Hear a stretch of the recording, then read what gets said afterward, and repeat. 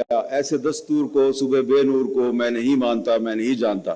یہ انہوں نے جنرل ایوب خان کے زمانے میں ایک نظم پڑھی تھی جب وہ محترمہ فاطمہ جناح کی انتخابی مہم میں ان کا ساتھ دے رہے تھے. تو ایسا لگتا ہے کہ وہ زمانہ جو ہے وہ ابھی تک ختم نہیں ہوا.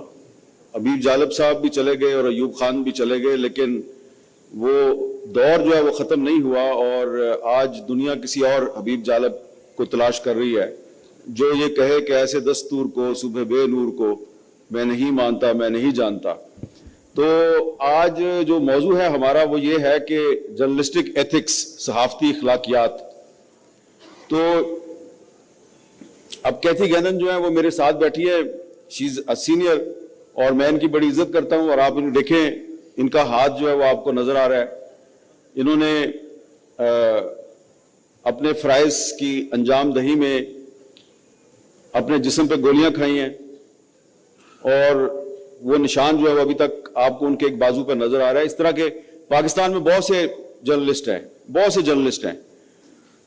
تو یہ جو صحافیوں پہ گولیاں چلاتے ہیں, ان پہ جھوٹے مقدمات قائم کرتے ہیں, ان کو جیلوں میں ڈالتے ہیں, یہی لوگ سب سے زیادہ ہمیں یہ کہتے ہیں کہ جناب کوئی جرنلسٹک ایتھکس بھی کوئی چیز ہوتی ہے, کوئی شرم بھی ہوتی ہے, کوئی حیا بھی ہوتی ہے. اپنے گریبان میں نہیں جھانکتے. بس ان کو یہ ہے کہ صرف جو بھی اخلاقیات ہے وہ صرف ہمیں سکھانی ہے, لیکن خود اخلاقیات نہیں سیکھتے. اب آپ دیکھیں کہ ابھی حال ہی میں ایک الیکشن ہوا ہے امریکہ میں, تو اس الیکشن نے دراصل انٹرنیشنل میڈیا جو ہے اس کی بھی ایتھکس کا جنازہ نکال دیا ہے, کیونکہ سارا انٹرنیشنل میڈیا یہ کہہ رہا تھا کہ جی 50-50 ہے جی رزلٹ, اور بہت کلوز کمپٹیشن ہے. آپ اختلاف کر سکتے ہیں ڈونلڈ ٹرمپ سے, لیکن جو رزلٹ ہے اس نے بہت بڑے بڑے انٹرنیشنل ادارے جو ہیں ان کو ایکسپوز کر دیا ہے. آپ پاکستان پہ آ جائیں.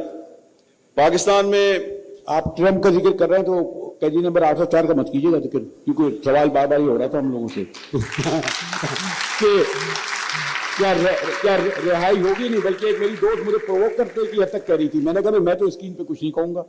اب یہ نا میں نے ایتھکس کا خیال رکھا. اچھا چلیں, میں نے نام نہیں لیا. قیدی نمبر 804 کا آپ نے اصلی نام تو نہیں نہ لیا, تو میں بھی آپ لے, میں نہیں لے رہا. تو میں بھی اس کا اصلی نام نہیں لیتا. لیکن جب آپ اتنے بڑے لٹریچر فیسٹیول میں صحافتی اخلاقیات پہ, جرنلسٹک ایتھکس پہ آپ نے مجھے بلایا ہے, اور بریلوی صاحب آپ مجھے کہہ رہے ہیں کہ قیدی نمبر 804 کا ذکر نہیں کرنا, اس کا مطلب ہے کہ آپ نے یہ سوال کر کے مجھے بتا دیا ہے کہ پاکستان میں بھی صحافتی اخلاقیات کا جنازہ نکل چکا ہے نا. اب آپ دیکھیں کہ یہ اس کو قیدی نمبر 804 کہتے ہیں, ہم اس کو اپنے ٹی وی چینل پہ بانی پی ٹی آئی لگے رہتے ہیں. اس کو جس کو دنیا عمران خان کے نام سے جانتی ہے.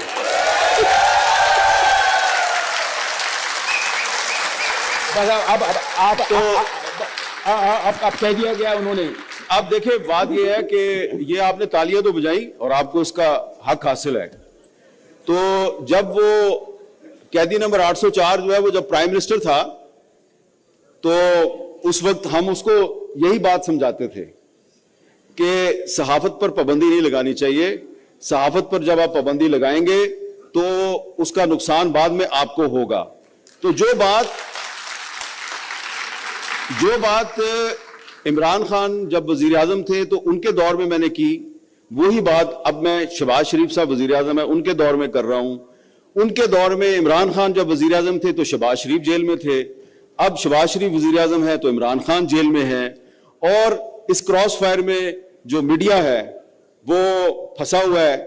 اور عمران خان کے دور میں بھی یہ بندہ ناچیز 9 مہینے تک پردہ اسکرین سے غائب تھا, پابندی تھی, اور اس دور میں بھی اکثر اوقات کوئی اسی قسم کے حالات کا سامنا رہتا ہے. تو گزارش یہ ہے کہ ہم نے صحافتی اخلاقیات پہ بات کرنی ہے تو بات حبیب جالب سے شروع کیا ہے مجاہد بریلوی نے, تو میں بھی حبیب جالب ہی کی بات آگے بڑھاؤں گا کہ یہ جو دستور ہے آج کل پاکستان میں 1973 کا جو دستور ہے, हमारे सारे मसाइल का हल इसी दस्तूर में है। लेकिन बदकिस्मती ये है कि अब इस दस्तूर की खिलाफ वर्जी आपको दस्तूर साज इदारे के अंदर से ही होती हुई नजर आती है। तो गुजारिश ये है कि आप अगर चाहते हैं कि हम सहाफती इखलाकियात का ख्याल करें तो आप भी दस्तूरी इखलाकियात का ख्याल करें। हम बिल्कुल सहाफती इखलाकियात के मुताबिक चलना चाहते हैं, लेकिन आप भी दस्तूर के मुताबिक चलें और ये मत भूलें कि अगर आज कैदी नंबर 804 जो है उसका टीवी पे हम नाम नहीं ले सकते तो कल आप भी कैदी नंबर 804 बनेंगे और आपका भी नाम नहीं ले सकते। भाई कुछ ऑक्सफोर्ड वालों का भी ख्याल करो जी, जो आप जिनके आप मेहमान हैं। आपने 804 शुरू किया, मैंने कहा भी नहीं था। सॉरी कथी आप ये हमारा देहाती वो कहते थे, ये देहाती प्रोग्राम था हमारा, इस तरह की हम करते हैं बातें। सो आप माशाल्लाह you covered Pakistan and all this areas.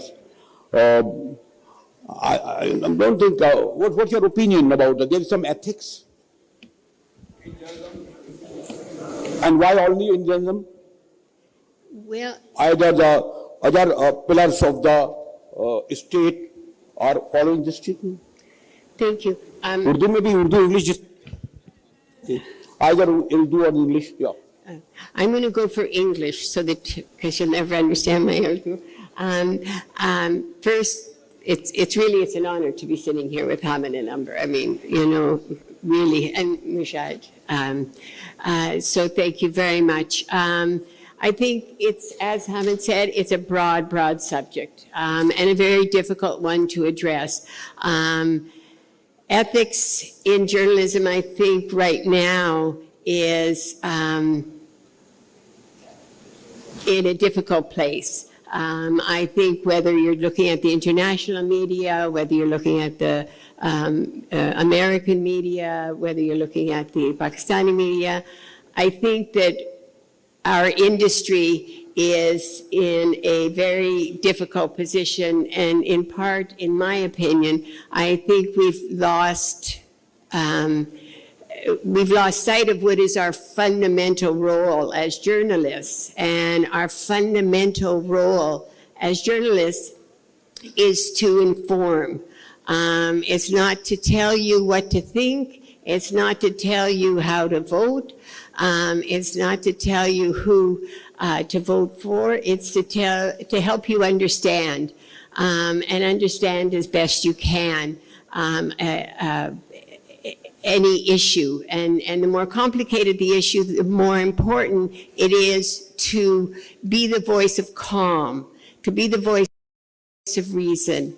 I've covered Afghanistan for many years, in Pakistan, but I also covered the war in Lebanon in 2006 between Hezbollah and Israel, and Central Asia and Iraq.